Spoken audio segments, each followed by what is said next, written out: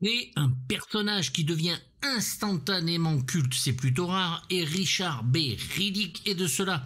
De plus, le film va nous surprendre avec une inventivité peu commune dont le scénario a été écrit par Jim Witt et Ken Witt, ainsi que David Twohy, le réalisateur, qui vont rester sur chaque volet de la saga. I thought it was Riddick.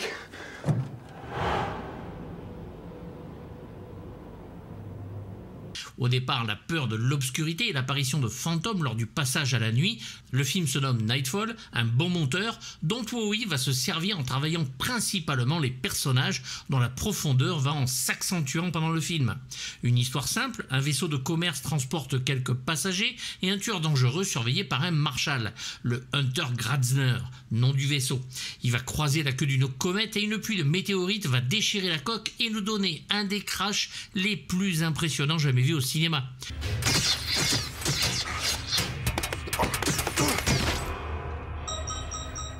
Bien sûr, le tueur Riddick va s'échapper sur cette planète aux 3 soleils, dont le jour semble éternel et perpétuel, et la recherche d'eau devient obligatoire. Mais ils ne sont pas seuls. En trouvant un ancien campement, ils vont comprendre que des créatures sont enfouies dans l'ombre, ne pouvant sortir au soleil, et qu'une éclipse va arriver, une éclipse qui va être très très longue. Le combat pour arriver à s'enfuir commence, et la seule personne à même de les aider est Riddick, qui a la capacité de voir dans le noir. Looks clear. You said clear. I said it looks clear. David Twohy n'en est pas à son coup d'essai à la réalisation, comme sur le plan scénaristique. On lui doit entre autres Timescape avec Jeff Daniels qui marqua en son temps les dévoreurs de vidéoclub, The Arrival avec Charlie Sheen, puis Abîme et son sous-marin hanté, ainsi que les 2 suites des aventures de Riddick, les chroniques de Riddick et Riddick. En attendant bien sûr le 4e volet, Furia, dont l'acteur Vin Diesel a reçu le script d'ailleurs. Riddick 4, Furia.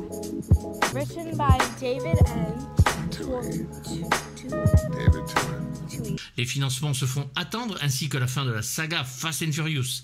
Twohy est aussi scénariste donc, et après Critters 2 de Mick Garris, nous donnera les histoires de Warlock de Steve Miner, Le Fugitif d'Andrew Davis, c'est pas rien, ou Waterworld de Kevin Reynolds. 3 sons.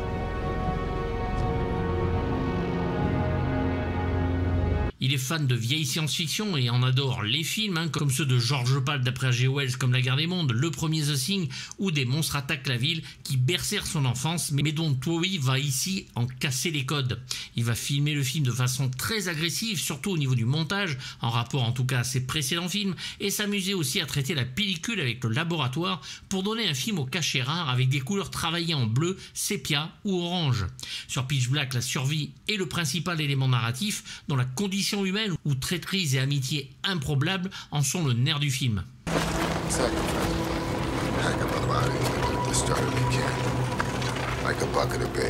Le directeur de la photographie, David Egby, est celui du premier Mad Max de George Miller ou du Daylight de Rob Cohen, et c'est peu dire que son travail est ici remarquable, changeant les couleurs en fonction des soleils et filmant la nuit comme personne, phobique et implacable, dont un seul trait de lumière peut sauver la vie. Il va aider Twohy à travailler la pellicule avec un procédé chimique décolorant sur le négatif.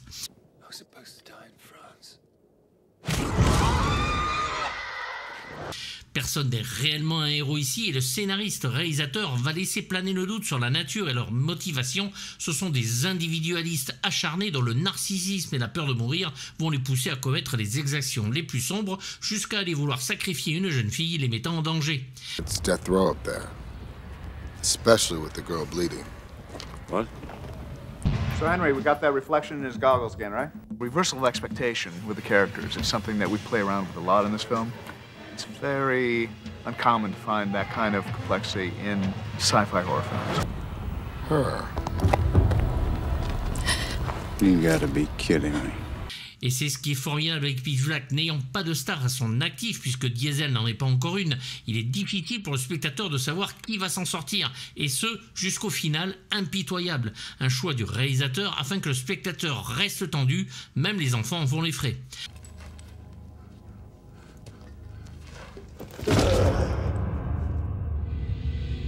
23 millions de dollars de budget, ce qui est pas mal pour un film censé être un film à petit budget, une vraie série B couillue que l'on n'attendait pas, tournée dans le désert australien, ce qui va poser des conditions de tournage plutôt extrêmes et loin du Mission to Mars de De Palma à 90 millions ou des 150 bâtons d'Armageddon de Michael Bay tourné en studio.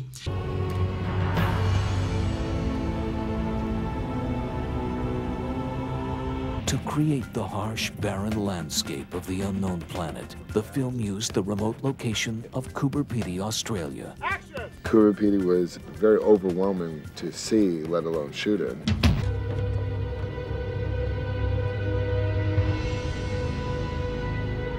I like it, you know. It's good for focus, but there's really nothing out there except kangaroos and rocks and dirt. I think it gets to your head a little bit, you know, demented. Where's Riddick? Leave it.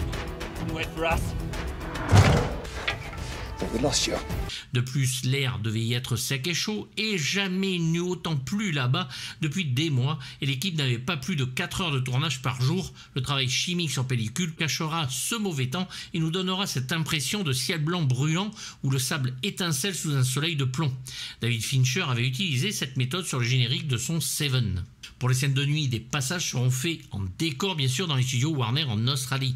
Les verres lumineux que les personnages vont utiliser pour créer de la lumière seront créés avec des faux verres en silicone remplis chacun d'un liquide phosphorescent que l'on trouve dans les équipements de survie.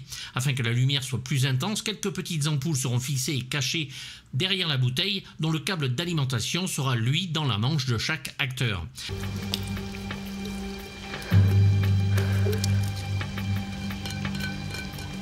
L'attention portée sur les effets sonores alliés au montage va nous donner des séquences mémorables aussi. Une version Director's Cut sera disponible en DVD et Blu-ray avec 2 minutes de plus sur des scènes très courtes comme l'imam expliquant les rites de sa marche, Shazar regardant les rochers, Fry et John se disputant sur Riddick montrant le fait que ce dernier est un sale con, des discussions par-ci par-là et enfin une scène où John se montre une cicatrice que Riddick lui a fait avec son couteau. You feel that? That's my first run-in with Riddick. He went for the sweet spot and missed. Le film remportera 53 millions, mais seulement 82 000 entrées et des poussières en France. J'étais seul, moi, lors de la projection en première semaine, et déjà dans une petite salle. Pas mal pour envisager une suite et un bonheur après 2 ans de préparation.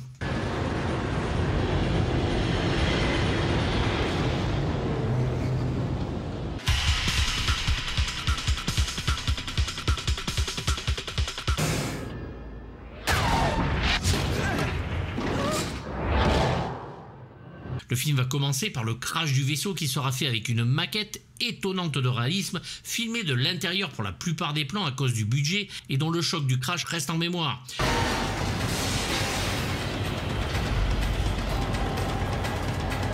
Une scène importante qui va présenter les personnages en pleine scène d'action spectaculaire, une scène de film catastrophe qui prend les spectateurs aux tripes dès les premières minutes. Cette ouverture de film dresse d'ailleurs une scène coup de poing et un pain gitan dans la gueule, un modèle du genre intense et au montage absolument parfait.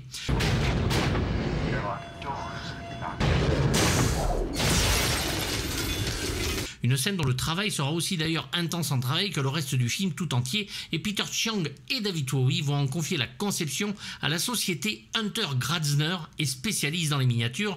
On a vu leur travail sur le Godzilla de Roland Emmerich ou le Armageddon de Michael Bay et avait déjà travaillé avec le réalisateur sur The Arrival.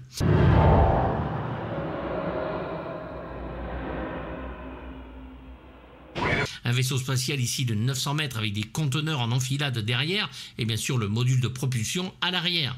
L'engin est réalisé au 1/6 et mesure 2,70 m dans la vraie vie et construit en pièces détachées afin de pouvoir gérer les scènes où les modules se détachent pendant le crash. What the fuck? Was that a purge fry? Leur travail plaira tellement à David Bowie qu'il va leur donner le nom du vaisseau, celui de leur compagnie. Plusieurs compagnies vont s'occuper aussi des scènes dans l'espace comme Chandler Group, Magic Camera pour les météorites et les peintures numériques et des effets 3D par double négative.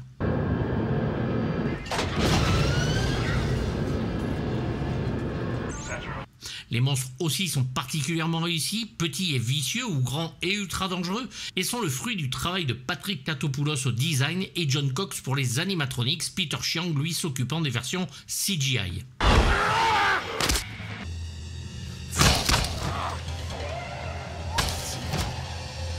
When we first decided to make this movie, we went to Patrick Tatopoulos and found a concept for the visuals on this movie which were extraordinary.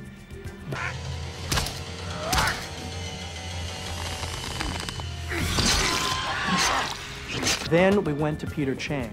He has been given the task of bringing to life this world that comes alive at night. We can't make it.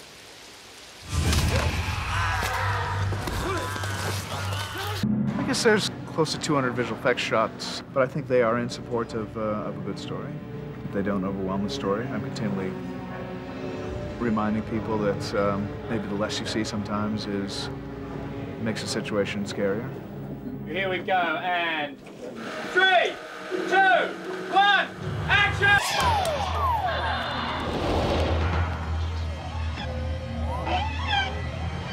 On les voit à différents stades de vie et sortent dehors lors de l'éclipse tous les 22 ans, avec les petits qui vous déchiquettent en attaquant en masse et les plus grands dont un seul animal peut décimer plusieurs personnes. Leur corps sera dissimulé dans le noir et nous de les reconstituer petit à petit jusqu'au final avec leur vision où on les voit de plein pied. Une collaboration aussi enrichissante pour Tatopoulos que son travail avec Alex Proyas sur Dark City.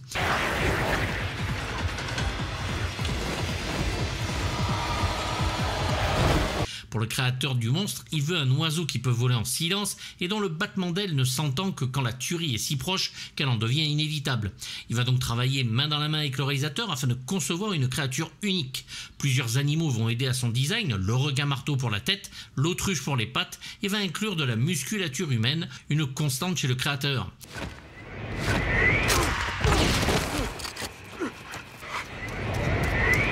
Le monstre n'a pas d'œil mais un système radar comme les chauves-souris et aura évolué au fil du tournage. C'est David Bowie qui aura l'idée d'une des meilleures scènes du film où Riddick, comprenant qu'une créature va se retrouver devant lui et qu'il y a un angle mort, va foncer devant son crâne, devenant aussi invisible au sens de la créature.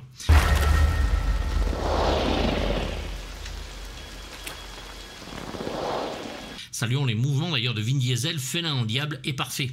Les créatures seront donc conçues pour certaines scènes en vrai par John Cox avec sa société Creature Workshop qui lui a évalué un Oscar pour les faux moutons de Babe en 1995.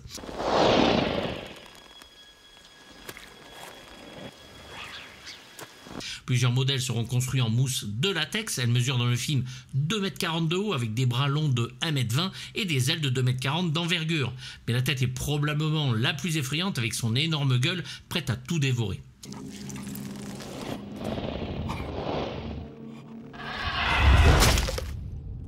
Il va aussi créer les bébés et les nombreux animaux blessés. Peter Chiang est aux effets visuels en CGI et créera les mouvements magnifiques des créatures via son entreprise Double Negative. Tatopoulos va sculpter la créature et Chiang l'a scanner.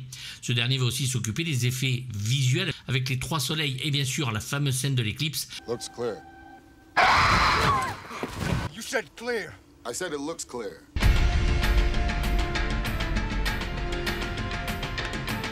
Extremely bad timing. C'est donc Vin Diesel dont c'est le premier grand rôle ici après son passage sur le Il faut sauver le soldat Ryan de Steven Spielberg en soldat première classe, Adrian Capazzo, et sa voix de robot dans le chef-d'œuvre de Brad Bird, Le Géant de Fer, ainsi que quelques petits rôles.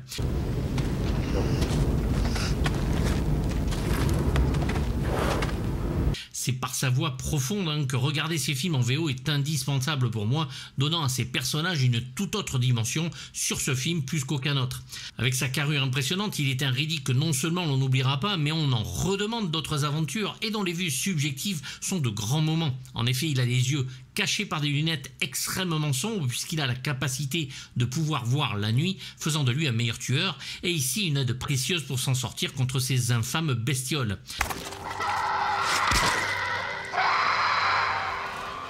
Do I even want to know? Ayant déjà écrit et réalisé ses propres films avant, Vin Diesel sait ce qu'il veut et n'est pas le genre d'acteur qu'il faut brider. Il va proposer nombre d'idées sur son apparence, sa façon de bouger, de se mouvoir, voire même comment le filmer lors d'une scène d'action. Il discute beaucoup avec le réalisateur, aime se faire entendre, ça n'a pas changé, et Bowie lui laissera le choix sur certaines idées. One rule. Stay in the light. Chacun des acteurs pense être bien sûr être celui qui va sortir du lot, mais dès les projections de test, il est clair que Riddick est le héros que les gens attendaient, d'autant qu'une fin, voyant sa mort à la fin, avait été tournée. Mais les producteurs ont préféré une fin moins négative vu la réaction des spectateurs. Et pourtant, Vin Diesel va devoir se battre bec et ongle au départ pour avoir le rôle, va passer une audition et terroriser les cadres du studio durant celle-ci afin de se comporter comme le personnage. I absolutely believe in God. And I absolutely hate the fucker. The reason why I fought to do this movie is because I hadn't come across a character arc as dynamic and as meaty as Riddick.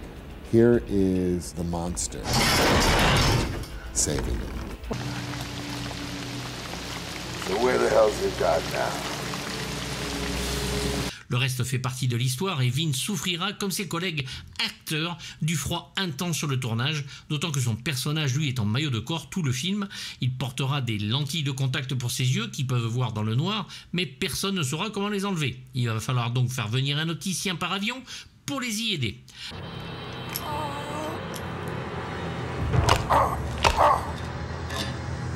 La scène où il s'évade en faisant faire un 360 degrés avec ses bras sera faite aux 3/4 par l'acteur et sera terminée en trucage. Riddick est l'individu le plus dangereux de l'univers créé et son évolution tout en restant le même est un bonheur à suivre. Vin Diesel le dit lui-même, le 2 est prévu et espère en tant qu'acteur ne pas être cantonné au rôle de film d'action. Heureusement qu'il s'en est sorti. Joey Zaffarano est à sa voix française.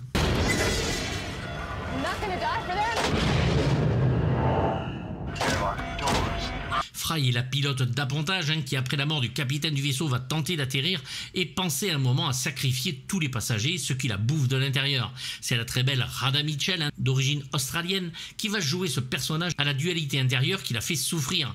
You die. Yes, I would, Riddick. I would. Un personnage que l'on pourrait voir comme une nouvelle Ripley de la saga Alien, mais dont les souffrances vont la rendre très proche de Riddick. Fry est le leader du groupe malgré tout et fait son possible pour que tout le monde survive, mais dont l'autorité est sans cesse contestée, et c'est avec Riddick que sa relation conflictuelle va alimenter au mieux le récit.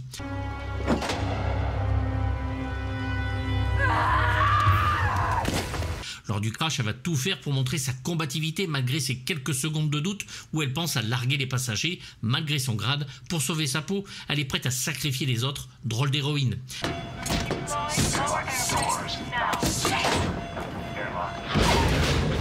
Les comédiens sont très impliqués sur le projet et Radha Mitchell en est le parfait exemple, femme avec ses problèmes qui va finir par affronter ses propres peurs jusqu'au sacrifice ultime pour les autres et en changer Riddick, une idée de Towie afin d'éviter que le spectateur puisse un seul instant se douter de comment le film va se terminer.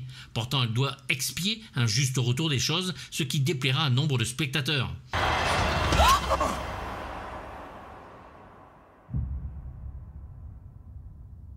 Née Radha Rani Ambre Indigo Ananda Mitchell, l'actrice est parfaite dans sa dualité, elle manie les accents avec une grande facilité et jouera dans nombre de films comme le Fun Game de Joel Schumacher, Man on Fire de Tony Scott, le Silent Hill de Christophe Gans ou le très bon Solitaire de Greg McLean.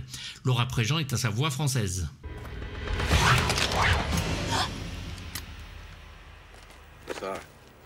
Fils de Wings Hauser, acteur à la filmographie étonnante, Cole Hauser joue ici Jones, un mercenaire se faisant passer pour un flic, et l'on peut dire qu'il y a physique pour le rôle, impeccable en salopard de service, parce que oui, il n'est pas le gentil de l'histoire.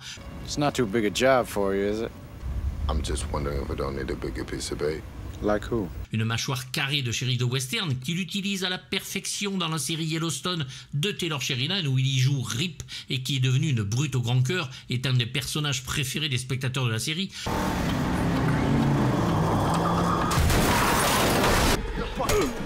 Où là encore, Towie va jouer avec ses personnages et faire passer le bonhomme que l'on pourrait prendre pour un des héros au départ à une saloperie de mercenaires drogués prêts à sacrifier quiconque l'empêcherait de survivre, une jeune fille y compris. Around 79 kilos to be exact. Because you're 79 kilos of gutless white meat and that's why you can't think of a better That's fucking right. Cole Hauser s'investit dans chacun de ses rôles et commencera dans le film La Différence de Robert Mandel, puis Will Hunting de Gus Van Sant, Tigerland de Joel Schumacher, Too Fast Too Furious de John Singleton, y fait le méchant, ou La Crypte de Bruce Hunt, et Boris Rellinger est à sa voix française.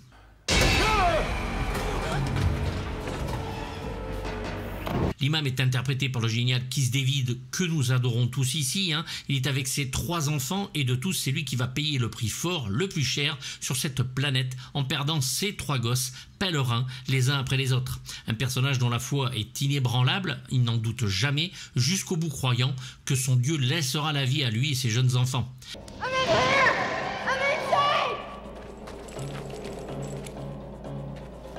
The Thing de John Carpenter lui donnera le rôle de Child, son premier vrai grand rôle au cinéma. Platoon d'Oliver Stone, il retrouve Big John dans le fameux Invasion Los Angeles et un petit rôle dans Roadhouse, le vrai, pas la merde de 2024, mais celui de Roddy Harrington, et un paquet de rôles et reviendra bien sûr dans la suite de la saga Les Chroniques de Riddick. Il est doublé ici par Saïd Amadis.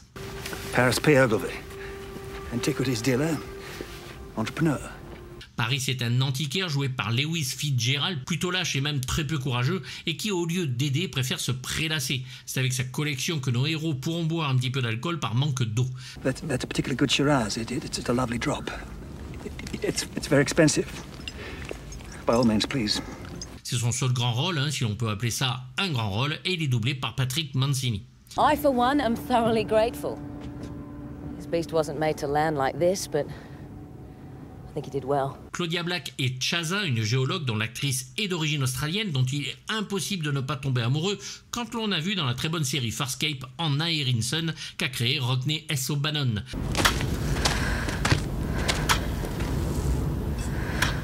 C'est son premier rôle ici et finira déchiqueté par les bébés monstres qui vont la couper littéralement en deux en plein vol.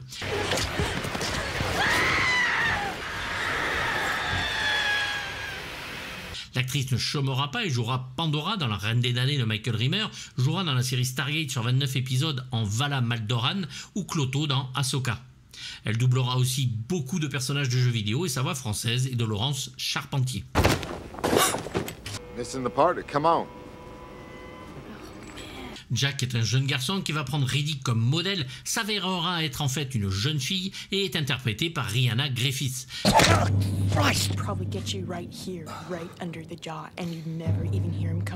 Elle idolâtre littéralement le tueur et Riddick s'en amusera. Malheureusement pour elle, ces règles apparaissent lors de leur voyage à pied et Jones n'hésite pas à vouloir la sacrifier pour ça, le sang attirant les bêtes. Ce sera le point de non-retour entre Riddick et Jones. Elle va s'habiller et même se raser la tête comme notre psychopathe et limite même, ce qui est rare dans le cinéma américain.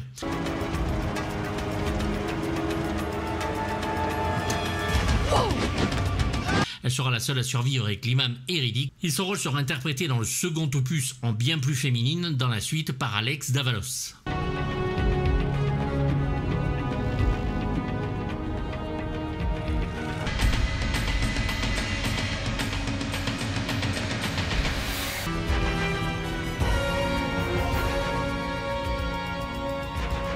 Une musique très atmosphérique composée par Graham Revell à son meilleur avec des thèmes impressionnants et une rigueur qui rappelle qu'avec synthétiseur et quelques touches d'orchestre, même sous forme de sample, peut s'avérer du meilleur effet pour accompagner un film au budget serré.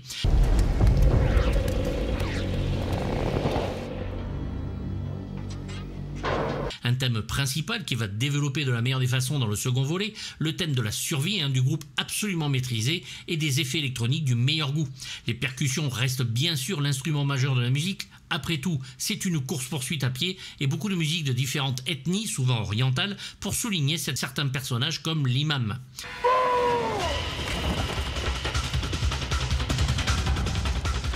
Ces percussions, remarquables en tout point d'ailleurs, dont les scènes d'action sont ajustées comme un thème à elles toutes seules, avec de belles accélérations du tempo pendant la scène de l'éclipse, le temps manquant aux personnages pour revenir avec les batteries qu'il leur faut pour redémarrer le vaisseau de sauvetage.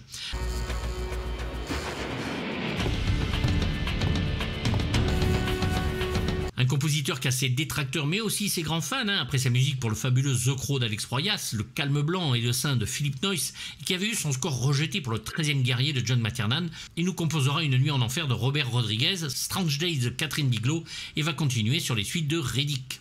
La musique est un habile mélange d'effets et d'atmosphère pour une ambiance sonore sombre, sinistre, voire suffocante, qui fonctionne parfaitement tout au long du film, dont les basses, les percussions toujours, sont absolument placées au bon endroit au bon moment.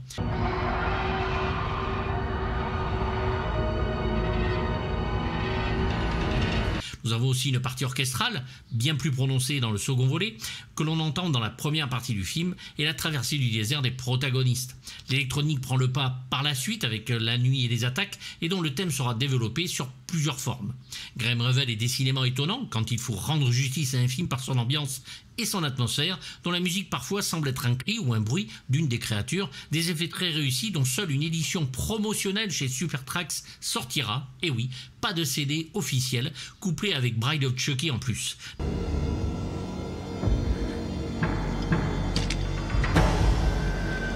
Mais pour ceux qui ont leur contact, une version complète en double CD existe, dont j'avais fait une pochette à l'époque, comme ce sera le cas pour les 2 volets suivants. Je suis très heureux de les avoir.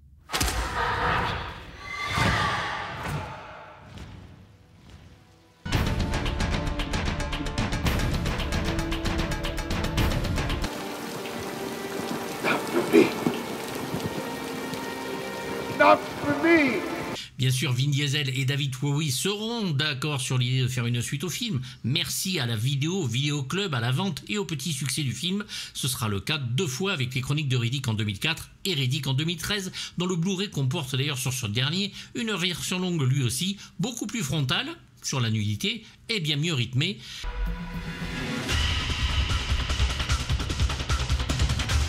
Nous avons aussi le film d'animation Les Chroniques de Riddick Dark Fury, également sorti en 2004.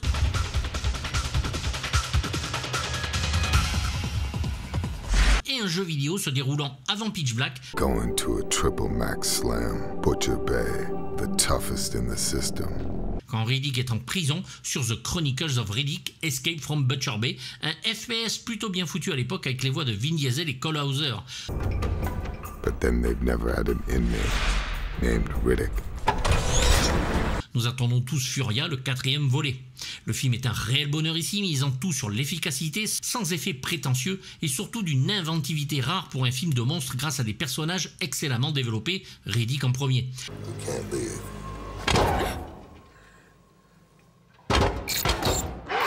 Un digne héritier des films à la Alien de Ridley Scott, où là aussi les personnages en étaient la priorité, où les images restent, les frissons et le suspense aussi. David Bowie s'en sort très très bien avec toute la chance qu'un pays comme l'Amérique pouvait proposer puisqu'il était un ancien barman. Un film sombre et sans concession, quel bonheur à voir en ce monde aseptisé qui n'hésite jamais à sacrifier les gosses ou le héros, David Bowie n'étant pas fan du système hollywoodien dans la conception de personnages trop conventionnels.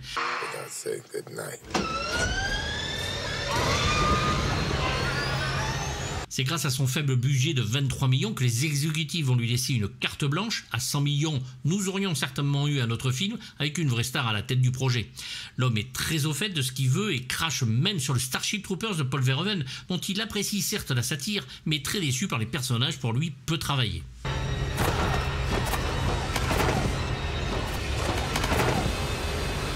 Ici, l'on ne peut lui reprocher cela sur la base des 3 personnages principaux. Pitch Black est un film enragé, malin et carrément brutal dans le traitement de ses personnages et de leur destin jusqu'aux dernières minutes du film qui ne nous laisse pas nous réjouir d'une fin attendue à la Hollywood. Non, ici on sort heureux mais avec ce petit goût amer qui en fait un meilleur film parce que justement la meilleure idée du film est celle de ne pas nous avoir ménagés.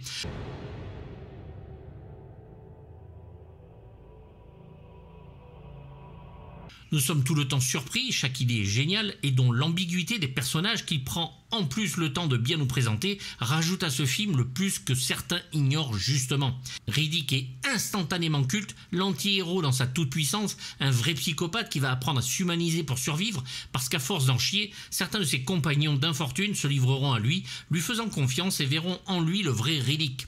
Tell him Riddick's dead. On s'attache bien sûr au personnage grâce à un Vin Diesel qui nous donne une très belle prestation, doublée d'une voix en anglais sans commune mesure.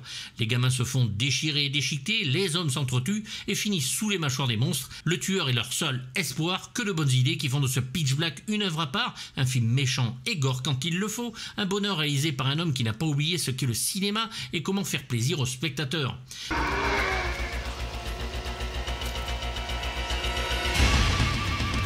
Entre ce cinéma justement et la vidéo, Riddick va devenir un phénomène mondial, vivement le 4, mais sa distribution française honteuse, bazardée comme une simple merde dans nos petites salles, alors que le film avait fonctionné aux États-Unis, m'aurait donné envie de cramer le cinéma où j'ai vu le film. Fort heureusement, c'était en VO, c'est passé à ça.